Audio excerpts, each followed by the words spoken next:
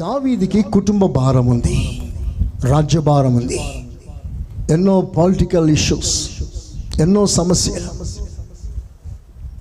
రకరకాల బాధలు, తలనొప్పులు, బాధ్యతలు, భారాలు ఎన్నో ఉన్నాయి.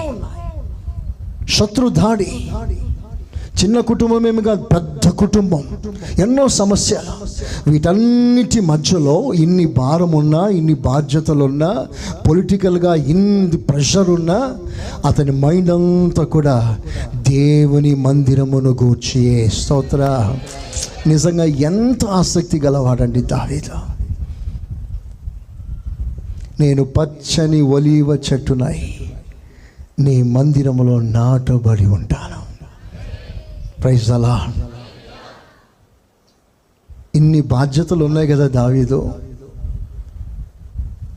ఇన్ని ఇష్యూస్ నీకు ఉన్నాయి, ఇంత ప్రెషర్ ఉంది, దేవుని మందిరాన్ని కూర్చొని ఎలా ఆలోచన చేయగలుగుతున్నా? దావీదు అంటాడు, నేను ఈ స్థాయికి రావటానికి కారణం, ఈ గౌరవపదమైన స్థానం అధిష్ఠించడానికి కారణం నా దేవుడేగా. నేను ఎక్కడ ఉన్నాను? అసలు గొర్రెల దొడ్డిలా,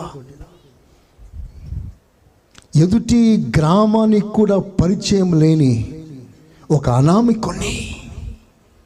నాలో ఏముందని, నాలో ఏమీ లేదే,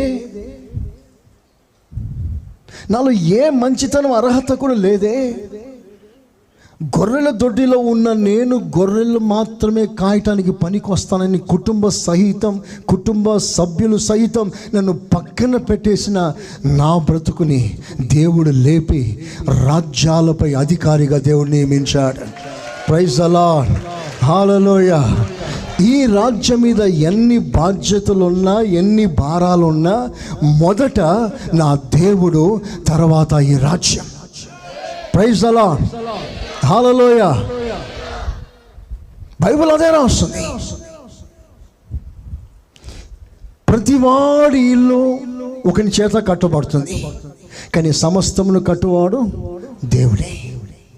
నిన్ను కట్టింది దేవుడా, నీ కుటుంబాన్ని కట్టింది దేవుడా. అక్కడ రాస్తాడు, ఇంటి కంటే దానిని కట్టిన వాడు ఎక్కువ ఘనత పాత్రుడై ఉండాలి.